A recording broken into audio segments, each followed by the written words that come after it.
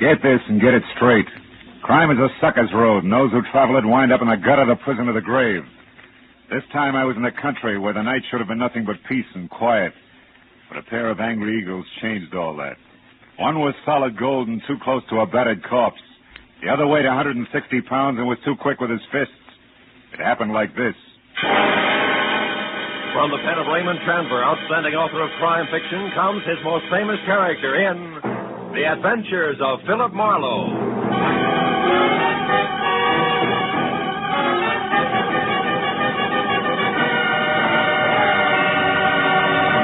Now, with Gerald Moore, starred as Philip Marlowe, we bring you tonight's exciting story, The Angry Eagle.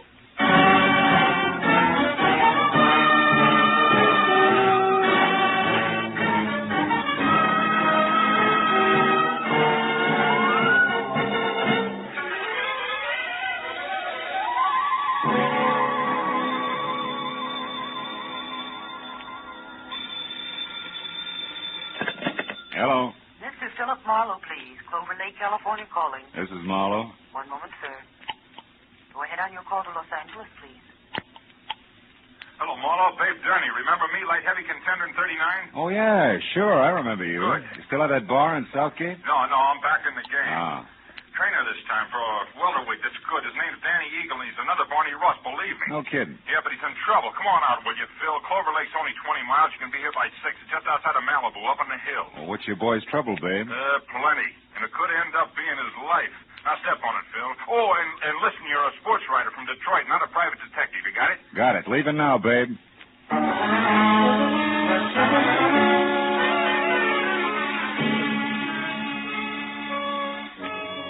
An hour's drive to Malibu Beach in a film colony where the convertibles outnumbered the hardtops 5-1. And another 30 minutes up into the mountains along a steep spiral of macadam which at every turn made more of the Pacific below and less of Malibu. Until finally I was at the top. To my right there was a dirt road which a freshly painted sign said led to Clover Lake Training Camp, private. Raleigh Lance, owner. I drove on into what turned out to be a converted summer hotel marked office. A couple of buildings that had been stables and maybe 24 cabins spread out over a sloping green acre that led to a cliff's edge and the lake some 100 feet below. When I pulled in and parked in a gravel semicircle which was close to a roofed-over boxing ring where a lot of muscles and sweatpants was making a punching bag sound like a machine gun, I saw Babe Durney coming toward me in ducks and white T-shirt with an angry fighting eagle as in Danny on it. He was more bay window and less hair than last time, but still the same quick smile under a nose that spread over half his face, and an extended hand that could have passed for a catcher's mitt. Hiya, Phil. Glad you didn't take any longer. Things are worse. Oh? Danny got canned an hour ago, and he's burning up. Told Lance and his wife where they both could go, and I think he's going to personally see to it that they get there. Now, wait a minute. Who's this Lance? Oh, Raleigh Lance. He runs this place, Marlowe. Yeah. Strictly the big-time, big-shot manager. His seat at the fights has to be A1. His license plate the lowest number he can get. Yeah, half-pint and French cuffs and built-up heels. He's got 10 fighters here. Danny's one. And the wife? Oh, yeah. Myra.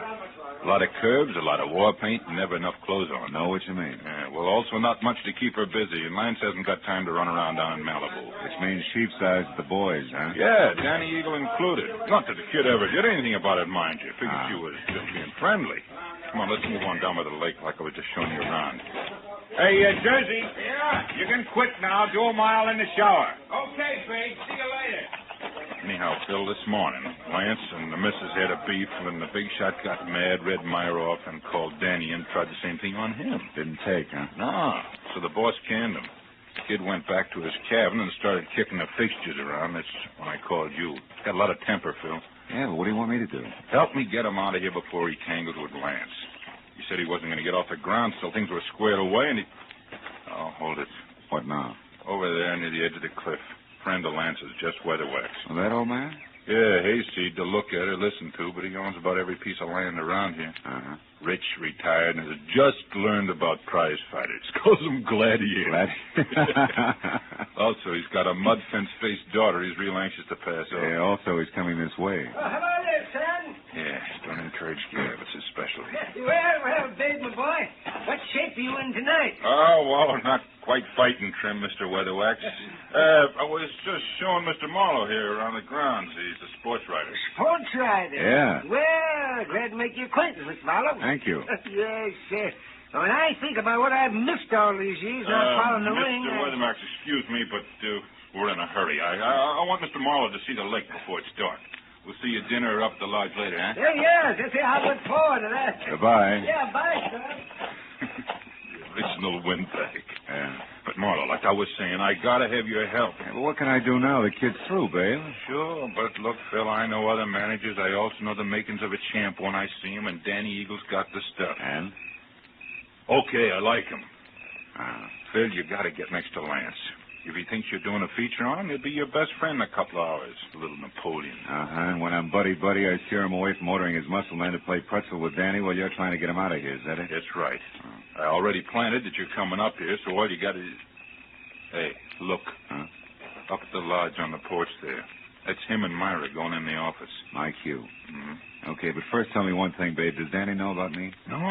He'd turn against me if he did. He likes to settle his stuff his own way.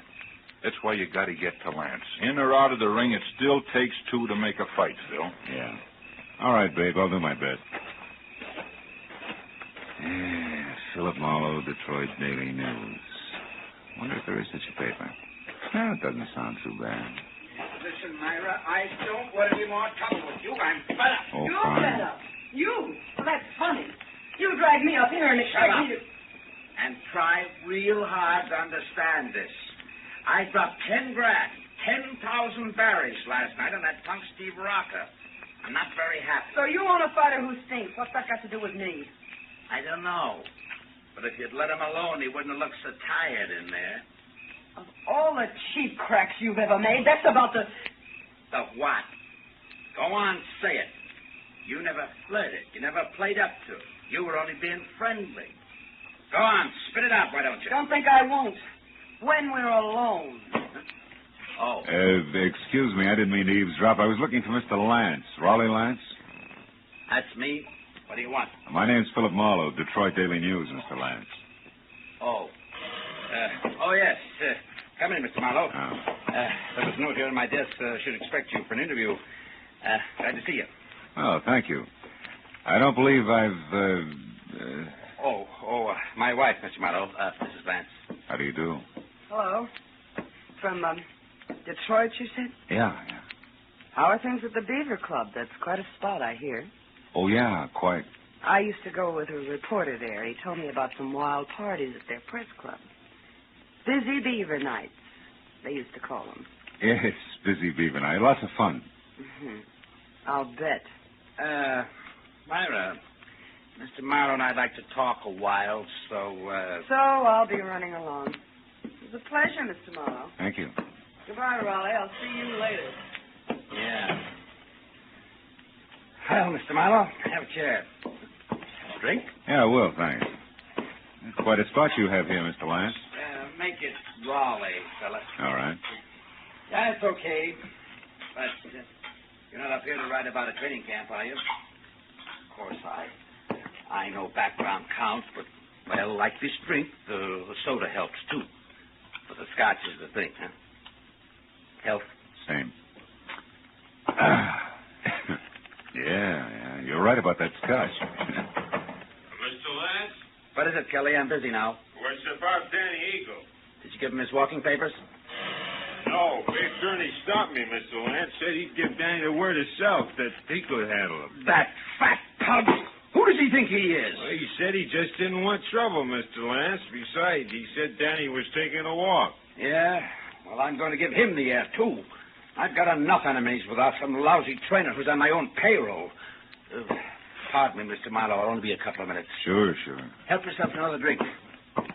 We'll talk later after dinner, about 8.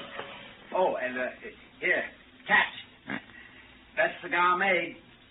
Let's go, Kelly. Uh-huh. Best cigar. Seats marked A1. Yeah.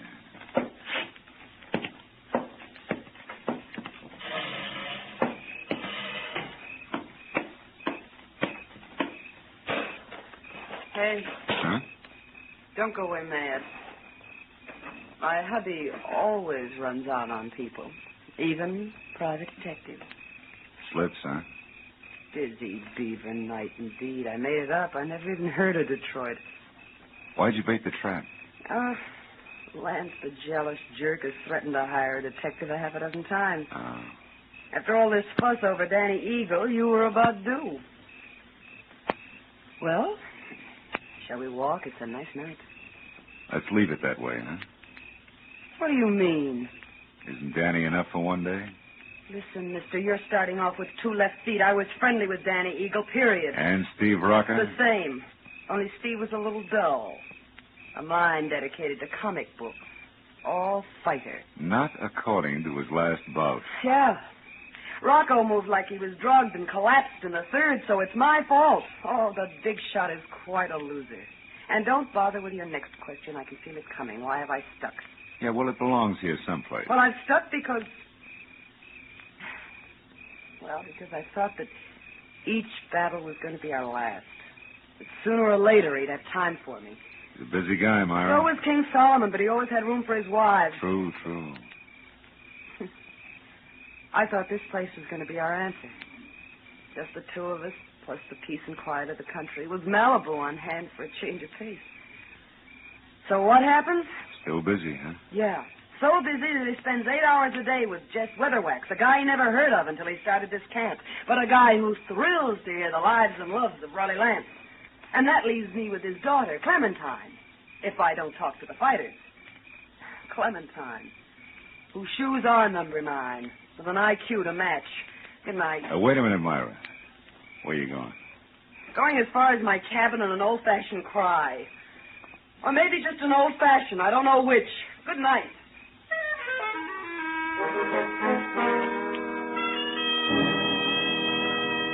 When Myra pivoted on a spiked heel and stomped off into the dark, I knew that I had to move fast because when next she and hubby met, the fact that I was a private detective was going to become public domain. And from there on out, I'd be of little use to Babe Durney, and if Lance's muscle playmates caught up to me, of no use to anybody. I located Danny Eagle's cabin among half a dozen others, peeking out of a thick grove of pepper trees, showing light from a half-open door.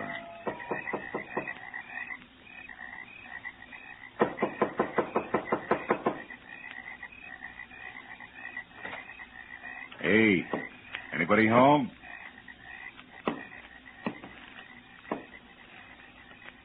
Inside, there was a closed valise on the edge of the only bed. And on the dresser, some money, a package of lemon lifesavers, and a tie clasp. A gold one with a gold angry eagle on it that said Danny was still around. Then he got to talk for himself. Think you're in the wrong cabin, mister. I haven't vacated yet. Well, don't you think it'd be easy all the way around if you did, Danny? Right now, I'm not looking for the easy way, mister. I've been walking and thinking about that. That and a pair of people I don't like. A pair I want to square myself with. Mr. and Mrs. Raleigh Lance.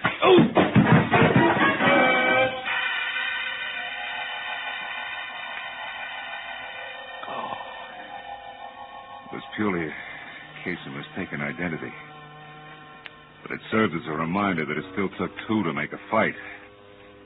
And that the only chance I had left was to get next to Raleigh Lance and keep him away from Danny Eagle. I spent a half hour going from the lodge to Lance's empty cabin to the dining room and every other place where I thought he might be. Finally, I remembered Jess Weatherwax, the one-man fan club whom I located back up at the office. Oh, hello there, Ken. He was peeling off his coat and getting ready for canasta with something uncombed and built like a length of pipe. Who had to be daughter Clementine. What can I do for you, sir? Mr. Weatherwax, have you seen Lance? Why, no, Miss Marlowe. We just came in. You deal, dearest. Is it important? Very. Daddy. Oh, excuse me, child. Mr. Marlowe, my daughter, Clementine. How do you do? Very fine, thank you. Mr. Marlowe, Daddy told... Hey, Marlowe, is that you in there? Oh, it's Babe Durney. Yeah, excuse me.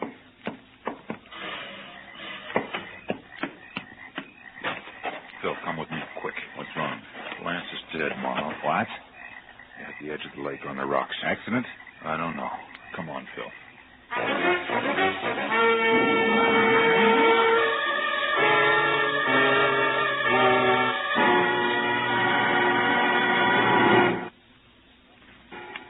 just a moment, the second act of Philip Marlowe. But first, the confusion created by Gracie Allen has never been more clearly, more hilariously defined than it will be this Wednesday night when a writer for a national magazine comes to interview her. For the writer also meets some of Gracie's friends who present highly conflicting stories which Gracie does not untangle.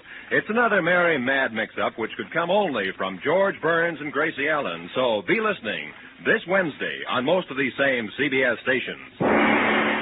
Now with our star, Gerald Moore, the second act of Philip Marlowe, and tonight's story, The Angry Eagle.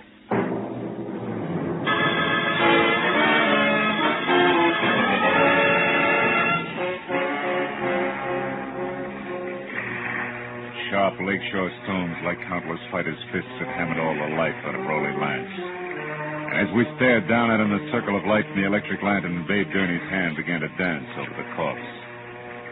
I took the lantern, turned him away from the twisted body at his feet, and sent him back up the path to camp. Find a phone and quietly call the police. After that, I took another quick look at all that was left of the little big shot. I went up the path myself and got as far as the jagged hole in the rail where Lance had gone through. I had just enough time to see a few things before I was met by Myra. Just like she'd been before, except for a handful of nervous fingers that just couldn't leave her neckline alone. I saw Babe. He told me about Raleigh. Is it true? Yeah, it's true, all right. Your husband's dead. Babe just left, so you must have been on your way here when you ran into him. How come? I had a date to meet my husband. For a chat. Why here? He didn't strike me as being the romantic type. He wasn't. Neither was he the type to talk where he could be overheard. Especially when he was cornered. What do you mean? I put Raleigh's back against the wall tonight. I finally got hold of a way to make that inflated ego turn loose, his favorite trinket. Meaning you? Yes. Although about an hour ago I found out that Raleigh was crooked. Fixed fight? Yeah. When I left you, I went to our cabin for a drink. But the liquor was all gone. Lance kept spare bottles in the back of his closet, so I went to look. Found what? A briefcase. It wasn't Raleigh's, so I opened it. There was $35,000 in it. And a note congratulating him on his coaching of Steve Rocker. Rocker was drugged in that last fight, Marlowe. Raleigh sold him out, and I can prove it. Oh. That's what you two were going to hash out over here, huh? The price of your silence, which was divorce. And no strings.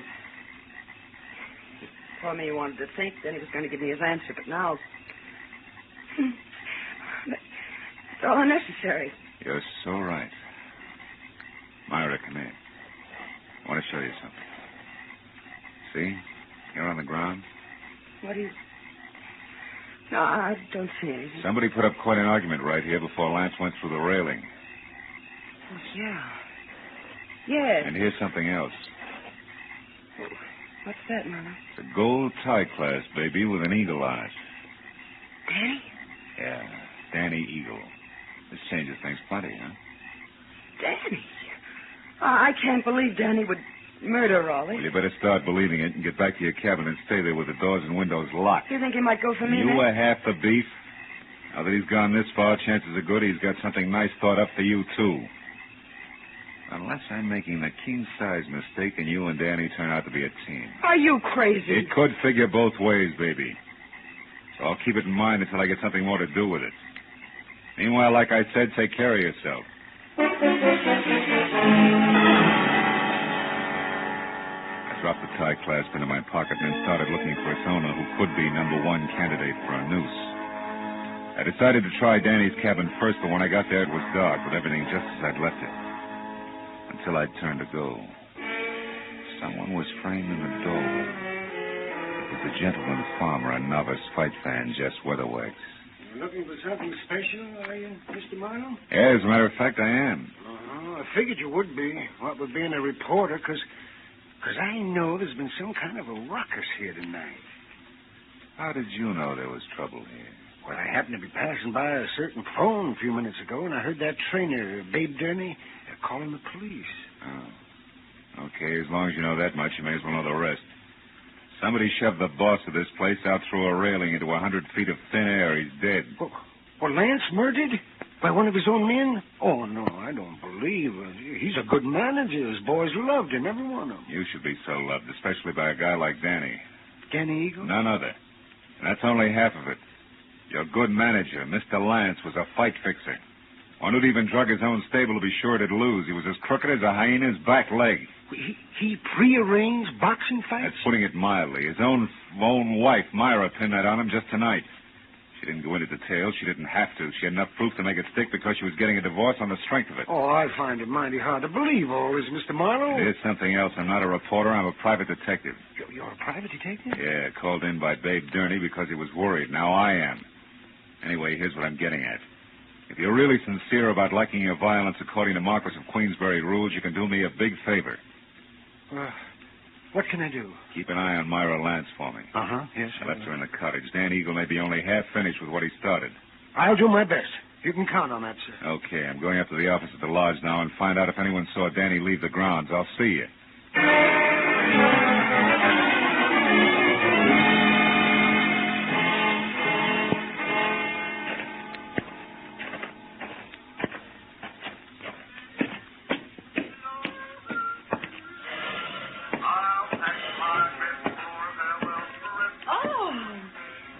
Mr. Marlowe, did you get enough story material from the box fighters? For a couple of novels, Clementine. You alone here? I am now. My daddy and I were playing canasta, but he left a while back. Went off without his coat, too, see? I know. You've been here in the office ever since, huh? Why, yes. Why? Well, maybe you can help me. Did you... Gladly. But you've just got to help me first, Mr. Marlowe. Have you got a cigarette paper? A cigarette paper? You know, the makers. I'm trying to roll me a cigarette, ran out of mine. I found my daddy's tobacco, and then I absolutely emptied his coat pockets here looking for a paper, but there wasn't any. You wouldn't happen to have it. No, I'm afraid not, Clementine. Here, have one of mine. In fact, have two. Now, my question. Did you happen to see Danny Eagle go out the... Go out? Out the what, Mr. Marlowe? Huh? Oh, never mind. Listen, Clementine, did this thing come out of your daddy's coat pocket, too? That old ticket stub? Yeah. Out of that little pocket in the big one on the right side, it was... Well, Mr. Marlowe, what's wrong? I don't know. But I better find out right now. As I ran out of the office and passed the empty rope ring toward where the cabin stood, I was full of the conviction that Clover Lake Training Camp was due for a second corpse any minute. Only this time I knew that some fast adjectives I myself had tossed off and not a hot-headed fighter were playing cause and effect. As I made for the door of the Lance cabin, there was no help in the fact that my volunteer guard, Jess Weatherwax, was nowhere in sight. I called Myra's name twice and still got no answer. So I stepped back to go to work on the door with my shoulder, and the lock turned from inside. What is it, Marlowe? What are you doing here? At the moment, Myra, baby, I'm counting lucky stars, the kind that kept you hale and hearty in spite of me and my big mouth. I'm afraid I don't know what you mean. I mean, I almost spilled all, including the clincher, which was where you could be located. All this, mind you, to the guy who no doubt was in it with Lance right up to his Adam's apple. The fact that you're still breathing means that he must have given up and beat it because as a topper, I sent him here to guard you. Hey, what's the matter? Aren't you even curious? Why, yes, sure, of course. So am I, Marlowe. Don't move. Oh, no. You have a talent for stupid audacity, young man. Myra's still breathing because up to the point where you knocked on this door, she still didn't realize my connection. But when you showed up, I couldn't take a chance. I was forced to bring this gun into things and wait behind the door. Now, obviously, you both know.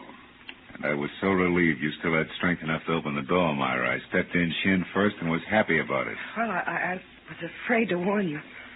Well, it's your move, Weatherwax. What'll it be? I have no choice. What? You'll have a lot of bodies to crawl out from under, Buster. Oh, it won't be too hard. Dan is already framed for all his murder. Framed by whom? By Raleigh Lance himself. Such a simple little plan. I worked it out as I worked out everything else around here. Just for the record, how was it supposed to go? Once Myra knew about Raleigh, she became dangerous to me. She had to be killed. So I told him how to set up the whole thing. You know, you're really enjoying yourself, aren't you? Frankly, no. Or I just don't intend to take the rap for my late partner's stupid clumsiness. Oh, but this has gone far enough. Oh, no, Hey, look out. He's got a gun. Duck, Myra. That boy, Billy. He lost his gun. And I still got a good right hand. stop it. I'm going to fix this guy. Lay off, babe, will you? Lay off. Lay off, I tell you. Lay off. Okay. You gotta tell us the rest. Come on, Weatherwax, talk. What actually happened on the path to the lake? Well? Lance set up a frame on Danny as I told him to by planting that eagle tie clasp at the weak spot in the rail. And then he made a lot of marks on the path, like there'd been a fight. Go ahead. And after that, he went over to kick the rail loose. He tripped and he fell. All because of those shoes of his with the hard, slick soles and built-up heels. Silly little man.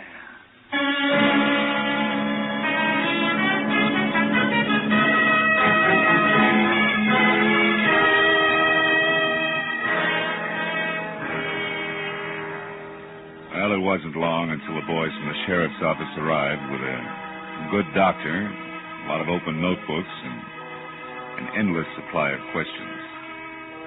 But finally, all the pieces were fitted together. Very surprised, Danny Eagle, who had done a lot of thinking, was back from a second long walk. And the whole thing had boiled down to me alone at the bedside of a heavy-jawed trainer, who had a happy look on his ugly puss for the first time that night. Our boy's going to be champ now, Marlowe. Thanks to you. Oh, thanks to you, babe. We were almost down for the count when you showed up. Hey, how's the shoulder? That's nothing. Hey, look, tell me something. How'd you back old Weatherwax into that corner? Oh, well, I found a ticket stub from his coat pocket with the number A2 on it. Weatherwax claimed that he'd never seen a fight or met Lance until the camp opened up here. But that stub proved that just a month ago, he sat right beside Lance. Yeah, that's right. Yeah. Lance always had seat A1 at the arena. Check. In short, Weatherwax was a liar who dropped his guard. And in this racket, you do that just once and you're out. Yeah. Hey, see that the Eagle keeps his guard up, will you, babe? I'm going to be betting on him from now on. Don't give it another thought. Good night, Phil. And I didn't give it another thought. Neither did I think about an arrogant little guy whose phony heels and twisted mind had dumped him into his own trap. Or about a fat gambler who traded in perverted victories and rotten, hopeless defeats. Instead, I thought about the sun coming up over the hills. And a nice big platter with a ham omelet on it. And then a good, solid 8 hours sleep. Nothing else. You know, sometimes I think I have no soul.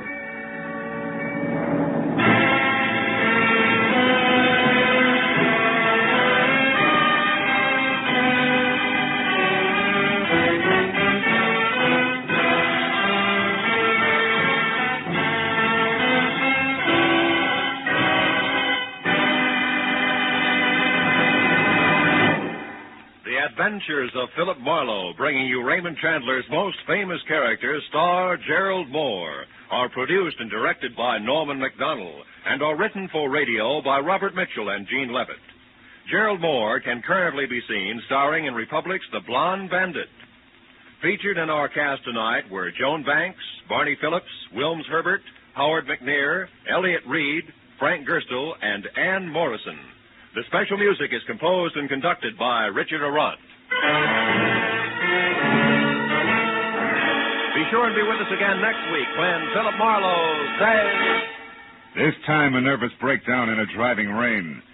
A cape with a high collar and a tiny sliver of glass led me from the ballet and a beautiful dancer to the edge of a cliff and death.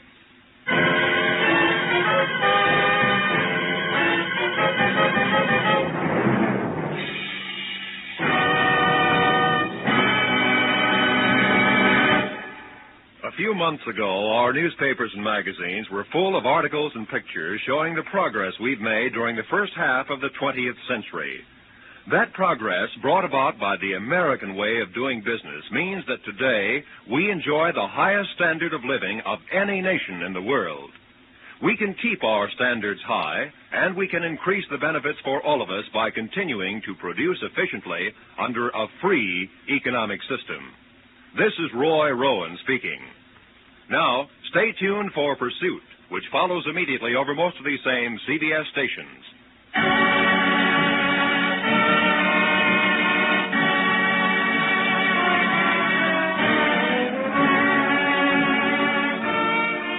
This is CBS, where Burns and Allen are heard every Wednesday night, the Columbia Broadcasting System.